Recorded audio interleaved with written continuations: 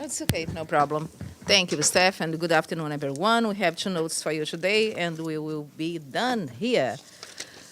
So this morning, the President of the General Assembly, Mr. Dennis Francis, spoke at the opening high-level thematic event on tourism to start the second day of Sustainability Week. The PGA was followed by the Secretary General of UN Tourism, Mr. Zurab Pololikashvili, and His Excellency Ahmed Al-Khateeb, Chair of the Executive Council of the UN Tourism and Minister of Tourism of the Kingdom of Saudi Arabia. In his remarks, Mr. Francis highlighted the power of tourism as one of the most dynamic sectors of the global economy, accounting for 3% of global gross. I will wait for you to exit. Yes. No, that's okay. No problem at all. Yes, just because I don't want to. Okay, lovely. No problem. It's my pleasure. Okay, let's continue here. In his remarks, Mr. Francis highlighted the power of tourism as one of the most dynamic sectors of the global economy, accounting for 3% of the GDP, with an estimated direct GDP of $3.3 trillion, and we're talking, of course, about global GDP.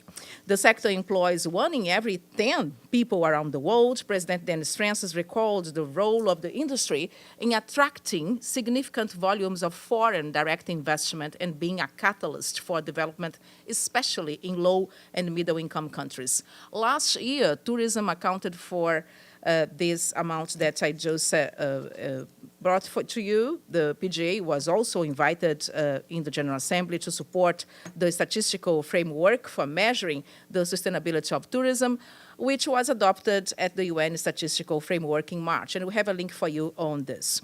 President Francis reiterated the need for a global tourism sector that is resilient and understands and caters for its own vulnerability.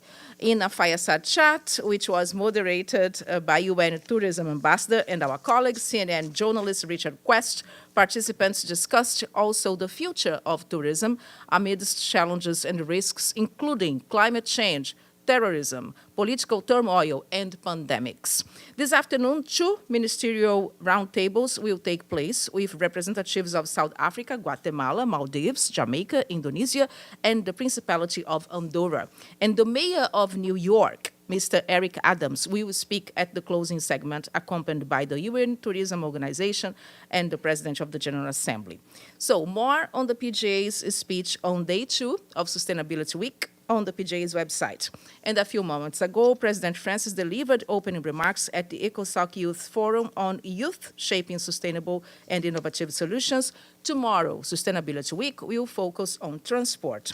And last but not least, we have new numbers for you on President Francis' challenge on Choose Sustainability. You will recall that ahead of Sustainability Week, the PGA called member states, representatives of civil society and media, as well as the public at large, to join him on posting sustainability actions, either on a corporate or individual level on the digital platforms.